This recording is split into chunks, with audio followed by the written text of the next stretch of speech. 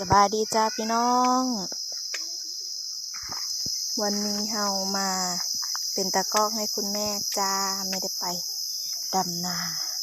แต่มาปลูกข้าวโพดปลูกสาลีปลูกมะข้าวโพดเขาสบายดีจ้ะพี่น้องวันนี้น้องฟ้าเป็นตากล้องให้น้องฟ้าเป็นตากล้องจ้ะพี่น้องอย่าก็อย่าหยอกกันลูกอย่าหยอกกันออกหน้ากับเด็กๆพี่น้องเว้ยวุ่นวายหยุดงานคือผลบ่ได้ไปอันนั้นแล้วก็ถ้ากันที่มาปลูกข้าวโพดเขาพี่น้องมาข้าวโพดเขาเม็ดขาวๆมาขาวๆแบบนี้เลยปลูกมาสักพักเลยนะอันนี้ให้แม่ลูกอะไปดีปลาลุงก่อนเร็วปูสั่งปลาเร็วสวัสดีป่าลุงตาพี่ป่าลุงนี่เสือสิออกได้ตาบ้างปลูกสลีข้าวโพดก้อนหามบ่อันนั้นเด้อเอาถือเอาไผ่สิเป็นไผ่สิมาง่ายดอกไงหยาดกันเอาผุละซองเบิ้งเอามือมาแม่จะคุดคุ้มหายแล้วฉันจะป้อนแต่ว่าอย่าเวลาปลูกข้าวโพดนะหามยิ้มหามเว้าหามหัวนุ่มขี้ซบไว้เด้อเอาลงมืออุ้ยตาวันพ่อไปตะวันงุ่มอลีเลย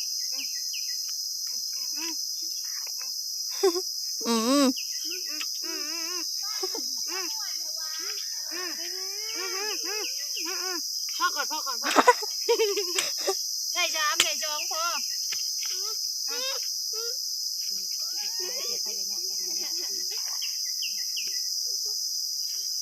พ่อมานี่มาตะวันนี่จังหูของไฟของมัน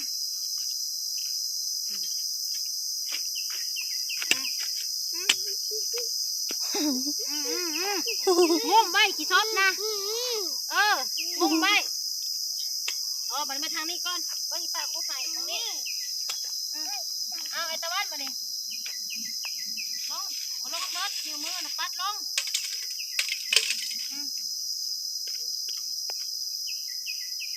ทำไมใส่2 เม็ดเด้อจับเอาเม็ดจับเอาพ่อไอ้พ่อเก็บขึ้นใส่3พอ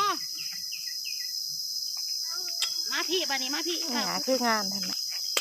งามเอาไปเกี่ยวไว้เกี่ยวหยุดก่อนอย่าดีเอาหยุดก่อนอยู่เผา2 เม็ดพอใส่ตะวันบ้านนี้เนี่ยการของไฟสีโดตะวันลงมาเดี๋ยวลงเบิดเอาคืนนี้ไล่พ่อเอาลงไป2 เม็ดเอาคืนอีก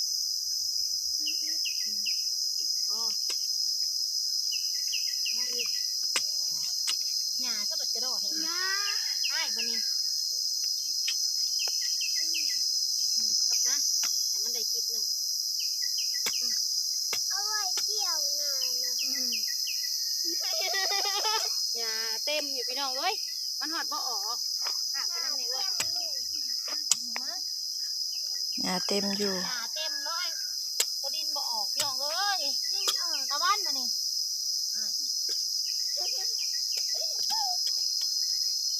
มาเอาแท้คนเว้ยเอาเดี๋ยวอากาศจะเป็นอย่างที่นะแสดงว่าพ้นที่ตกแหลมมาแรงนี่ไอ้เอ้ยให้มันตกไงถอนดิเป็นไงบ้างทางนั้นน่ะยังเก็บคุมคอแน่บนแล้วพากลับไม่เอ้ยนะสบายดีจ้าจะบัดงามแท้ขามกันโอ้พี่น้องมึงเนี่ยผีเสื้อมีทั้งสีเขียวทุบไปพี่เนี่ยจะมันได้7 ขุมตะวันเก็บไทยเอาซ้ำมาพี่แม่งกระเบื่อพี่น้อง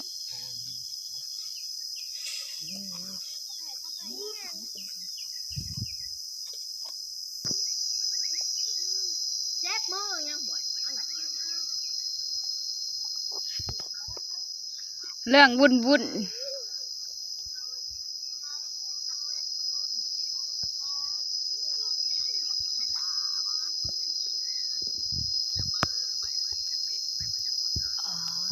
สวยมากเลยพี่น้อง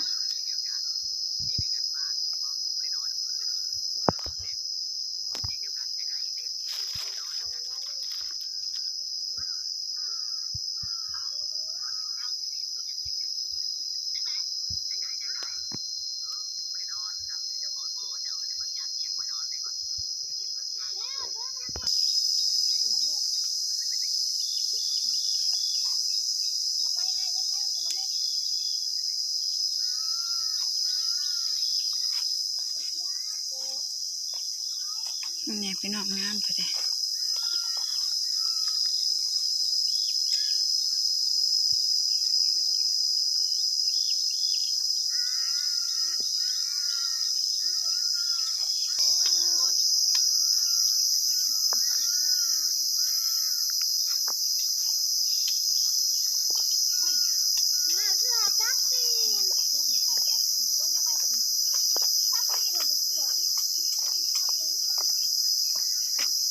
มีลงเม็ดนึง เสร็จหรือยังจ๊ะ ใกล้จะหมดแล้วจ้า ใส่จีเบิร์ดแล้วจ้า ใกล้สิเบิดแล้ว ใส่เร็ว มาพี่น้องตอนนี้อยู่คอกงัวพี่น้องเอ้ยเอาน้ำเอาเฟืองให้งัวกิน อ๋อกูเมื่อยแล้วเกี่ยวงาน เกี่ยวเบดมือ เกี่ยว ก็เมื่อยตัวลูกยอมกิน เพื่อนเอาเพื่อน ไปปืนเอาเฟืองเลยไว้ไป เป็นเนื้อเพื่อนเอาเนื้อ บ่อนมาน่ะบ่เห็นบ่ในนี่นะอีหมูเด้งเสียพี่น้องเอ้ยโอ้ยยังโกนเกณฑ์อีหมูเด้งเสียมันน่ะเคยมานอนในนี่ไอ้ยะ ปอกไว้อยู่เฮ็ดเฟืองออกพี่น้องใส่ฮะออกลายพ่อมึงไอ้ยะพี่น้องเฮ็ดเฟืองเขาออกแล้วอันก้อนเฟืองที่เฮาไปอัดมาเด้พี่น้องแต่ว่าเฮาบ่ได้ใส่เสื้อเฮ็ดเฟืองได้พี่น้องมันก็เลยมันแต่ว่ามันออกเฮ็ดยาดเป็นจุ่มเลยแต่ว่ามื้ออื่นพุ่นแล้วจังสิกินได้นี่พี่น้องเลยได้แต่ตัวนี้พี่น้องได้แต่ตัวนี้3 ดอกใหญ่เลยหรือว่าเฮ็ดเฟืองอันนี้มันสิดอกบ่ใหญ่บ่มันสิบานไว้บ่แต่เฮาก็ถ่ายมันบานคือเก่าแล้วมันบ่ลายได้พี่น้องจุ่มหนึ่งมาเนี่ยจุ่มมักใหญ่หนึ่งสิได้กินตลอดได้อพ่อเอ้ยบัดนี้เนาะมันเปื่อยเด้สะเฟืองเฮาเปื่อยมาเก็บกันพี่น้องมาเก็บเห็ดเฟืองกันนะคะพี่น้องจ้าลายอันเตอะพี่น้องเอ้ยมันหนังยังน้อยเอาออกก่อนดิใส่นี้ไว้คือเก่าหินเดนะเดเห็ดเฟืองน้อยพี่น้องเลยเฮาบ่ได้ปลูกมันก็สิเป็นแบบนี้เดดอกบ่ใหญ่ปานใด เอาก็ได้บ่นี่ เดเอาได้แล้วดอกจูมมันเดขันยากเอาบ่มาป่นมีบ่ เป็นสอง นี่เดพี่น้องเอาสิเอามาป่นโอ้คือความของฉันจกมึงดู ร้องก็ต้องออกสีแสงเนาะ นี่เด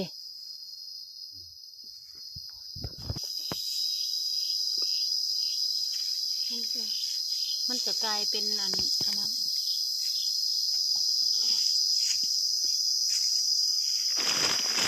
เฮ้ยเนี่ยพ่อยังเกิดสิเก็บเอา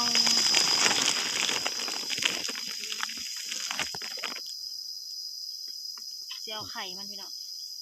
นี่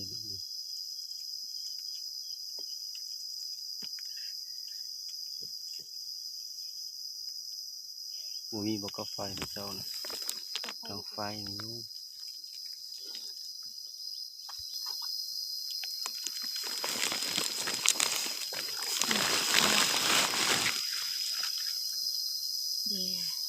ส่อันนั้นอิ่มเลยไปหาเบิ่งเฮ็ดไข่อีกครับผูกแกงบอกต้องผูก พี่น้องได้เฮ็ดป่นเฮ็ดเฟืองพ่อเจ้าข่าวไปซ่องเบิ่งกันเด้อยันอีโมเด้งอยู่ในหูตัวนี้นะซ่องเบิ่งเบิดแล้วอีโมเด้งบ่เห็นพี่น้องเอ้ยเด้หูบักใหญ่ๆนี่นะ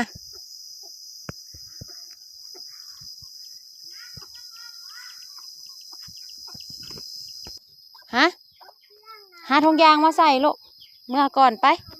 เมื่อก่อนป้าเด้อนี่เอามือเอาไม้จามเด้อ ออกน้อยแท้เฮ็ดละโงกบ้านเฮาน่ะ เฮ็ดละโงกพี่น้อง ลายได้เป็น2 หวีบ่ได้หน่อยได้ นั่นใหญ่ ยังบ่ใหญ่ ใส่กระตาหลุด ก้อนเฟืองอันนั้นได้ยุงกินหนากินตาก้อนเฟืองเฮาอ่ะ ก้อนเฟืองอัดน่ะ เมื่อก่อนเอามาใส่กระตารถนี่ลูกแล้วจี้หมักพริกใส่จัก2 หน่วยอย่าทิมคือเอา ใส่บักพริกใส่อัน ใส่หัวหอมป่นให้แม่ใหญ่กินนี่ใส่นี้แล้วใส่นี้แล้วบ่เป็นหยังดอกแต่ว่าอย่าทิมแห้งไปเมื่อก่อนแม่ข้าไล่กุ้งไก่ผูลงไปผูอีแหละเกลือให้แล้วผ้าไก่นะโอ้ยโอเคพี่น้อง